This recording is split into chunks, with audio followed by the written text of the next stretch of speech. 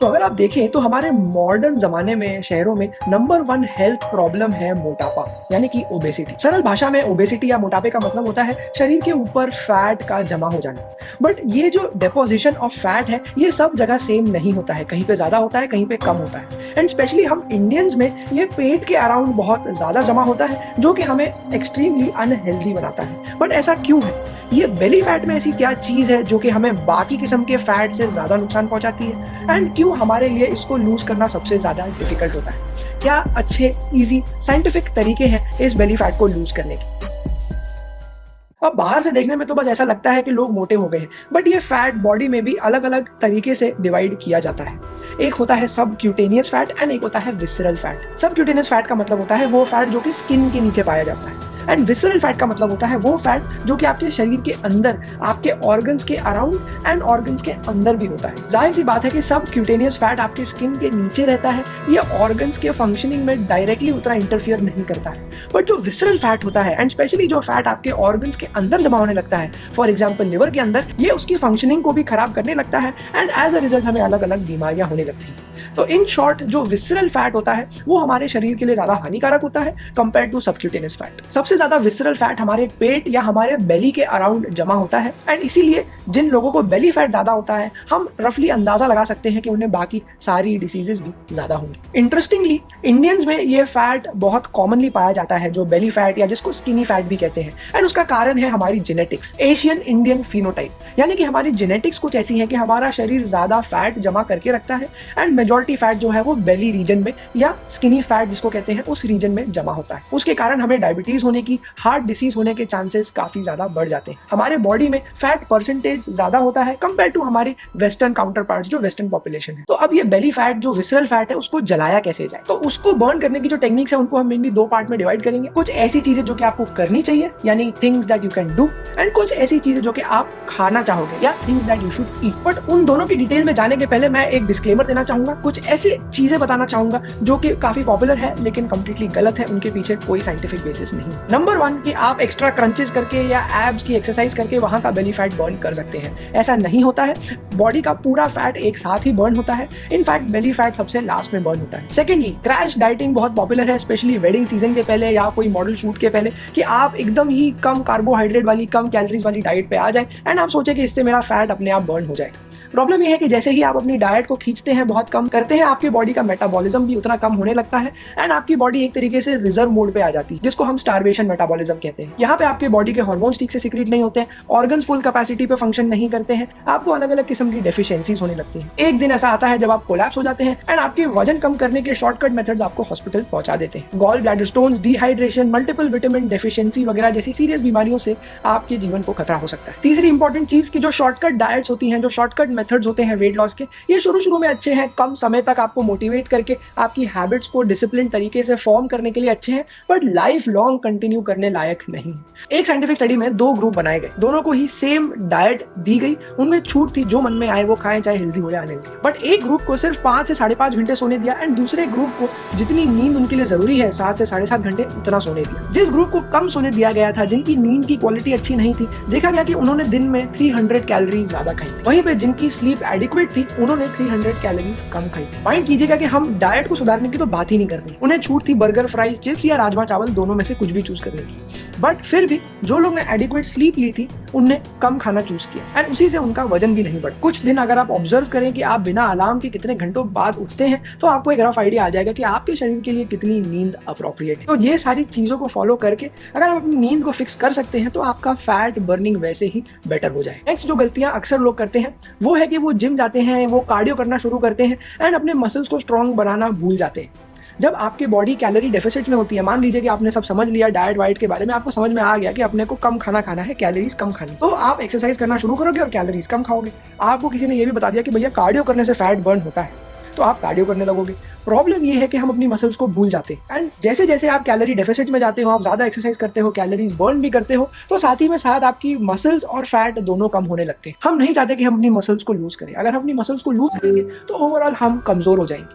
हम चाहते हैं कि सिर्फ फैट लूज हो, मसल्स की स्ट्रेंथ बढ़े एंड हम एडिक्वेटली हाइड्रेटेड हो, यानी कि पानी हमारे शरीर में काफी सारा। तो इसको अचीव करने का एक ही तरीका है जिसको कहते हैं स्ट्रेंथ ट्रेनिंग, यानी कि वेट लिफ्टिंग जैसी एक्सरसाइजेस। कार्डियो आप कर सकते हैं या अगर आप नहीं करेंगे तो भी चलेगा। अगर आप अपने कैलोरी डेफिसिट में आ गए हैं तो फैट अपने आप बर्न होना शुरू हो जाएगा। लेकिन जब आप स्ट्रेंथ ट्रेन करेंगे, आप अपनी मसल्स को यूज करेंगे तो उनमें हाइपरट्रोफी होगी, उनकी ग्रोथ रुकेगी नहीं, या रादर उनकी ग्रोथ बढ़ेगी। एंड यही हम चाहते हैं। तो धीरे धीरे आपकी बॉडी में मसल्स का परसेंटेज बढ़ता जाएगा एंड फैट का परसेंटेज कम होता जाएगा। ये हम इंडियंस के लिए स्पेशली ज्यादा जरूरी है बिकॉज हमारे शरीर में फैट का परसेंटेज ही ज्यादा होता है। Remember Asian Indian phenotype. तीसरी चीज है नॉन एक्सरसाइज एक्टिविटी थर्मोजेनेसिस। क्या बोल दिया ये? तो नीट यानी कि नॉन एक्सरसाइज एक्टिविटी थर्मोजेनेसिस का मतलब होता है वो कैलोरी जो कि आप बर्न करते हो एक्सरसाइज ना करते हुए। तो हम मोटा मोटा अगर डिवाइड करें तो दिन में 2 या 3 किस्म के तरीकों से कैलोरीज बर्न करते हैं।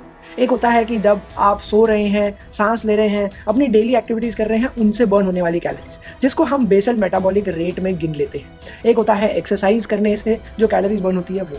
कुछ कैलोरीज आपके खाने को डाइजेस्ट करने में भी बर्न होती है, वो अलग कैटेगरी हो गई। इन तीनों के अलावा एक चौथी कैटेगरी है जो कि है नॉन एक्सरसाइज एक्टिविटी थर्मोजेनेसिस, यानी कि ऐसी कैलोरीज जो कि आप चलते हुए, अपने कंप्यूटर पर टाइप करते हुए, दोस्तों से गप्पे मारते हुए बर्न करते हो। यानी कि ऐसी एक्टिविटीज से बर्न करते हो जो कि ना तो एक्सरसाइज में आती है और ना कि आपके लाइफ को जिंदा रखने वाली एक्टिविटीज में आती है। नीट जो है वो एक्सरसाइज के बाद सबसे ज्यादा कंट्रीब्यूट करता है हमारे कैलोरीज को बर्न करने में। एंड इसको हम जितना बढ़ावा देंगे उतना आसानी से हम अपना बेली फैट बर्न कर सकते हैं। तो अगली बार अगर आपके पास ऑप्शन है स्टेयर्स और लिफ्ट में, तो ऑब्वियसली आपको स्टेयर्स लेना चाहिए। आप वॉकिंग अगर कर सकते हैं 10-15 मिनट, 20 मिनट, तो वो अपॉर्चुनिटी को यूज कर सकते हैं। बहुत सारे लोग स्टेप काउंटिंग के बड़े फैन होते हैं एंड एज अ डॉक्टर मुझे बहुत अच्छा लगता है जब लोग इस चीज को सीरियसली लेते हैं। तो 7,000 से लेकर 10,000 स्टेप्स तक चलना आपके नीट वाले एक्टिविटी को बढ़ा देता है एंड उससे आपका काफी फैट लॉस होने लगे। चौथी चीज जो कि आपको करनी है अपने फैट लॉस को बढ़ाने के लिए वो है मेडिटेशन एंड रिलैक्सेशन। यस, ये सुनने में बहुत उल्टा लगता है कि फैट बर्न करना है तो आपको बस दौड़ते रहना है और जंपिंग जैक्स करने हैं और वजन उठाना है, but meditation and relaxation technique से आपका स्ट्रेस कम होता है, आपके स्ट्रेस हार्मोन्स कम सीक्रेट होने लगते हैं एंड उससे आपका फैट बर्निंग बढ़ जाता है। तो अगर आप relaxation techniques, meditation techniques, yoga वगैरह को यूज करेंगे, अपने स्ट्रेस लेवल्स को कंट्रोल करने की कोशिश करेंगे, तो ना कि सिर्फ आपके दिमाग को रिलैक्सेशन मिलेगा, आपके फैट बर्निंग में भी काफी मदद होगी। Fifth and the last point is to measure your own body and keep track of your progress. कई बार अक्सर ऐसा होता है एंड मैं भी इसका गिल्टी रहा हूं कि हम जोश जोश में शुरू तो कर देते हैं जिम जाना एंड फिर बाद में हमें समझ नहीं आता कि कुछ प्रोग्रेस हो भी रही है नहीं हो रही, बिकॉज हम अपने बॉडी के मेजरमेंट्स को लिखना, उसे ट्रैक करना भूल जाते हैं। तो कुछ बहुत स्पेसिफिक मेजरमेंट्स है जो कि आप कर सकते हैं अपने बेली फैट को या ओवरऑल अपने बॉडी की फिटनेस को असेस करने के लिए। सबसे पहला है उसमें आपकी कमर या आपके कमर का size, which is waist circumference. उसी के साथ आपको अपनी हाइट भी पता होनी चाहिए। तो जब आपको अपनी हाइट पता है और आपको अपनी वेस्ट पता है तो हम एक रेशियो निकाल सकते हैं which is waist to height ratio, यानी कि आपके कमर के हिसाब से आपकी हाइट कितनी है एंड वेस्ट और हाइट को अगर डिवाइड करें एंड आंसर आता है 0.5 से ऊपर, तो आपको तुरंत ही अलर्ट हो जाना चाहिए कि आपकी वेस्ट तो बहुत ज़्यादा है आपकी हाइट के हिसाब से। आपको हार्ट डिसीज, डायबिटीज, मोटापे से रिलेटेड अलग अलग बीमारियों की रिस्क काफ़ी ज़्यादा है। वहीं पे अगर ये रेशियो 0.5 से कम है तो आप कह सकते हैं कि यस, आप रिलेटिवली फिट। ये मेल एंड फीमेल दोनों ही जेंडर्स पे अप्लाई होता है। उसी के साथ एक लास्ट मेजरमेंट जो आपको ध्यान में रखना चाहिए वो है आपका बॉडी मास इंडेक्स, यानी कि BMI। इसमें अगेन आपको अपनी हाइट मेजर करनी होती है मीटर्स में एंड आपको अपना वेट मेजर करना होता है किलोग्राम में, एंड उसको आप BMI के फॉर्मूला में डालते हैं एंड आपको एक आंसर मिलता है। अगर आपका BMI 18 और 25 के बीच में है तो आप अपने आप को हेल्दी कंसिडर कर सकते हैं। एंड इसके पहले कि हम डाइट के बारे में बात करना शुरू करें, हमें अपना basal metabolic rate and basic requirement of calories पता होनी चाहिए। इसके लिए भी बहुत सारे ऑनलाइन कैलकुलेटर्स आते हैं जिनमें आपको अपना हाइट, वेट एंड एक एवरेज एक्टिविटी लेवल डालना होता है एंड उससे लगभग आपको अंदाजा आ जाएगा कि पर डे आपको कितनी कैलोरीज की जरूरत पड़ती है। बिना कैलकुलेशन किए भी आप एक रफ आइडिया ले सकते हैं कि एक एवरेज व्यक्ति को 1800 से 2000 कैलोरीज पर डे की जरूरत होती है एंड इतना खाना उसे खाना पड़ेगा अपने बेसिक लाइफ सर्वाइवल वाली एक्टिविटीज को कंटिन्यू करने के लिए। तो अब आ जाते हैं नेक्स्ट सेक्शन पे जहाँ पे हम बात करेंगे कि ऐसी कौन सी चीजें हम खा सकते हैं जिससे हमारा बेली फैट कम हो जाए। तो हमें क्या क्या खाना चाहिए उसको समझने के लिए हम एक पेन और पेपर लेके एक 2x2 मैट्रिक्स बनाते हैं। बेसिकली आप एक प्लस साइन बना दीजिए एंड 4 चौकोन आपके पास तैयार हो जाएंगे। टॉप लेफ्ट वाले चौकोन में लिखना है कि खाना जो हमें पसंद है एंड खाना जो हमारे लिए हेल्दी है। फिर उसके बाद जो टॉप राइट वाला चौकोन है उसमें हम लिखेंगे खाना जो हमें पसंद नहीं है लेकिन खाना हमारे लिए हेल्दी है। वैसे ही नीचे के साइड में हम लिखेंगे कि खाना जो हमें नहीं पसंद है लेकिन हमारे लिए हेल्दी है, एंड यहाँ पे आएगा खाना जो हमें ना पसंद है एंड ना हमारे लिए हेल्दी। टॉप लेफ्ट वाला जो कॉर्नर है वहाँ पे वो खाने की चीजें हैं जो कि हमें पसंद भी है एंड हमारे लिए हेल्दी भी है। तो ये 80% ऑफ हमारी डाइट होनी चाहिए। जो उसके बाजू वाला कॉलम है जो कि हमारे लिए अच्छी है लेकिन हमें पसंद नहीं है, उसको हम 5% दे सकते हैं। जो नीचे वाला लेफ्ट साइड का कॉलम है वहाँ पे वो खाने की चीजें हैं जो कि हमारे लिए हेल्दी नहीं है लेकिन हमें पसंद है। हो सकता है आपकी ये लिस्ट जरूरत से ज्यादा लंबी हो, जिसमें चाट, चटौनी, समोसे, जलेबी सब आए, बट इसको हमें 5% तक ही रेस्ट्रिक्टेड रखना है। एंड लास्ट में वो कोना है जो खाना हमें पसंद भी नहीं है एंड हमारे लिए हेल्दी भी नहीं है, तो उसकी तरफ ध्यान ही क्यों देना, उसको हम 0 मान लेते हैं। तो अगर आप ऐसे डिवाइड करके खाने के कॉलम बनाएंगे तो आपको एक रफ आइडिया रहेगा कि कौन से कॉलम से आपको हमेशा खाने की चीजें चूज करनी। नेक्स्ट हमें पता होना चाहिए कि बैलेंस्ड डाइट क्या होती है। बैलेंस्ड डाइट वो होती है जिसमें मैक्रो न्यूट्रिएंट्स एक स्पेसिफिक प्रोपोर्शन में होते हैं। तो साइंटिस्ट ने स्टडी करके ये पता किया है कि 40% कार्बोहाइड्रेट्स, 40% प्रोटीन एंड 20% फैट वाला खाना बैलेंस्ड रहता है।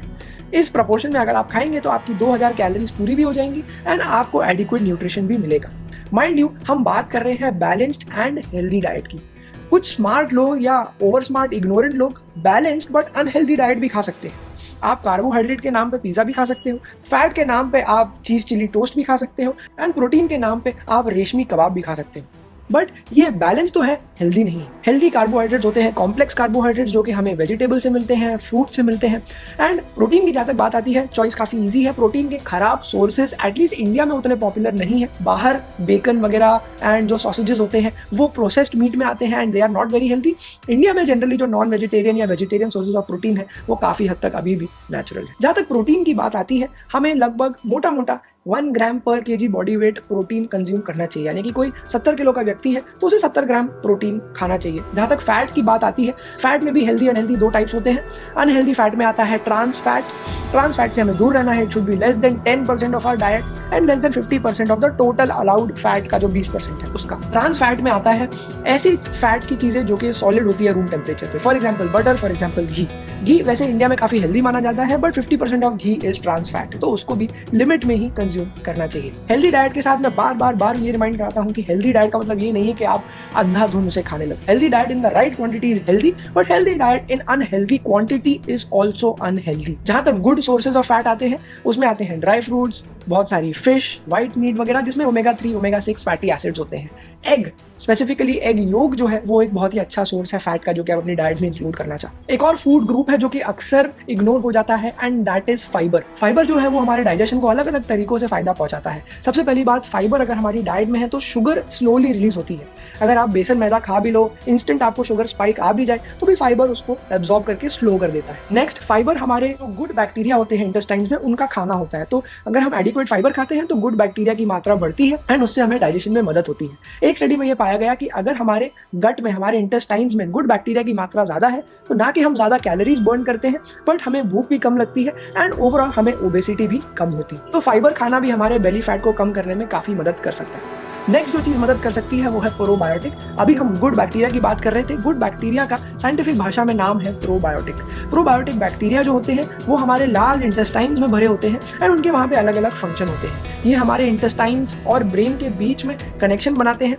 जो भी हम खाना खाते हैं उसको एब्जॉर्ब करने में ये मदद करते हैं। अगर इनकी मात्रा सही नहीं है या इनका डाइवर्सिटी सही नहीं है, जो कि ओबेस लोगों में काफी हद तक पाया जाता है, तो ऐसा देखा गया है कि आपका एनर्जी मेटाबॉलिज्म खराब हो जाता है एंड आपको ज्यादा भूख लगती है, आप ज्यादा कैलोरीज खाने की कोशिश करते हैं। तो अपने शरीर में प्रोबायोटिक डालने के लिए, प्रोबायोटिक बढ़ाने के लिए आपको दही से रिलेटेड चीजें खानी है, फर्मेंटेड चीजें खानी है, जैसे डोसा हो गया, इडली हो गया, जो भी चीजें फर्मेंट करके बनाई जाती है। विद दैट मैं बता दूं कि हमारे इंडियन ट्रेडिशन में हेल्दी चीज को अनहेल्दी बनाने के 101 तरीके हैं। हो सकता है कि आप फर्मेंटेड चीज खा रहे हो लेकिन आप उसको बहुत फ्राई करके खा रहे हैं।